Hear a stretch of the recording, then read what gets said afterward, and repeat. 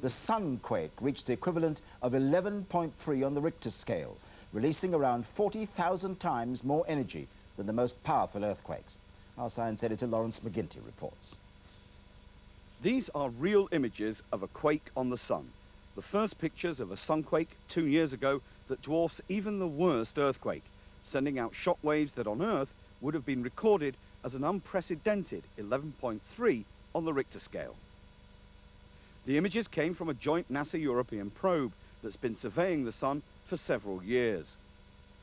Scientists think solar flares, millions of miles long, have a recoil effect, like throwing a pebble into a pond. The recoil causes these massive sunquakes. To give you an idea, if you spread dynamite over the surface of the Earth about a yard thick over all the land masses of the Earth and then set it off all at the same time, that'd be about the same as the energy released in the flare. Astronomers have been amazed by the scale of the sunquake shown in this time-lapse sequence. It's made them realize how little they know about our nearest star. It's a funny thing, it's an earthquake in reverse. It's propagating down from the sun's atmosphere and shaking the sun's surface. And I think for me what it goes to show, we think we know our local star. It's a close-by star, but in fact this is telling us things we never knew about it before. The magnitude of the quake, for example, is unprecedented. The shock waves reached speeds of 250,000 miles an hour, and there was enough power to supply the United States for 20 years, 40,000 times the energy of the San Francisco earthquake. In 1906, that killed hundreds of people. It was one of the worst earthquakes this century. But the sun, astronomers now know, is a much crueler and more violent place.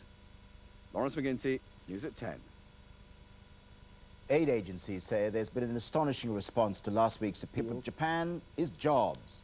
Nearly 300 Japanese companies operate here, providing work for 65,000 people. Our Consumer Affairs correspondent Caroline Kerr reports now on how a former enemy has become a valued and valuable friend. Japanese electrical goods dominate the high street and as a result have found their way into the vast majority of British homes.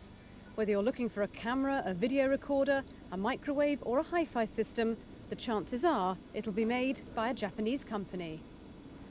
Mark, what percentage of these hi-fis are Japanese? Well, actually 100% out of the range we have here. It's first of all Sony, which everyone knows, major Japanese company. Yeah. We then have Aiwa, who are Japanese and are linked in with Sony. Right. You have Kenwood, that though it sounds British, yes, they're Japanese. Are they? What about Technics? Technics are actually part of National Panasonic, who are a Japanese company. But Japanese companies haven't just come here to sell their products. They've also brought employment and work practices such as communal morning exercise, which British employees have come to appreciate. This afternoon, Prince Charles was in Newport to open a new Japanese microchip plant, which has created 1,000 new jobs. Like much Japanese investment, it's based in an area which has suffered high unemployment and where people are grateful for a job. Well, I've got every respect for them, actually, because they've actually come here, invested their money, created jobs. It's a job, it's security at the end of the day. I mean, I'm married with a child and a child on the way, and I feel pretty safe in this job. It's been great. Family atmosphere, management are great. They come down and talk you on the shop floor. It really is a good company to work for. In the quarter century which has passed since the last Japanese imperial visit, British economic relations with Japan have blossomed. The first major Japanese investor was Sony. In 1974, it invested £10 million in its South Wales factory, providing 300 jobs. Since then, Japanese investment in Britain has rocketed. Today, there are 1,000 Japanese firms based in the UK, and their investment now amounts to over £6 billion and provides 65,000 jobs. Japanese investment in Britain is greater than in any other country in the European Union. A quarter of all cars manufactured here are made by Japanese firms, as are 70% of electrical products, such as televisions and radios, the so-called brown goods.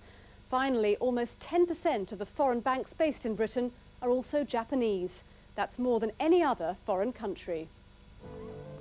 Today's visit to Wales may have offended former prisoners of war, but for many Welsh people it was a celebration of a critically important modern relationship. There's been over £1.5 billion worth of investment, and 17,000 Welsh people work now in Japanese factories. Of course, not forgetting either that there are many Welsh companies whose livelihoods depend on supplying those Japanese companies. In the city, it's acknowledged that if Japanese companies withdrew, it would be disastrous for entire regions of Britain.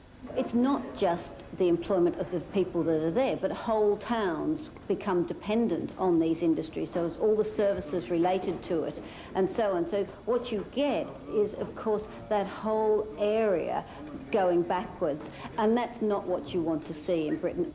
An older generation may not forgive Japan, but thousands of us are benefiting from a new relationship with an old enemy. Caroline Kerr, News at 10.